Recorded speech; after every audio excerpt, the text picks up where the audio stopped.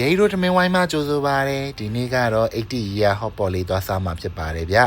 ဆိုင်လေးကတော့104လမ်း62နဲ့63လမ်းကြားမှာရှိပါတယ်ဗျ80 year hot pot ဆိုတဲ့အတိုင်း1980ကာလများကိုပြန်ခေါ်သွားမဲ့ hot pot ဆိုင်လေးဖြစ်ပါတယ်ကျွန်တော်တို့ငယ်ငယ်တုန်းကကြည့်ခဲ့တဲ့တရုတ်ကားတွေထဲမှာပါတယ်ဟို scene လေးတွေအတိုင်းပေါ့နော်hot pot ဆိုင်လေးကို decoration လုပ်ထားပါတယ်ဒီနေ့ကတော့ကျွန်တော် hot pot ဟင်းရည်လေးကို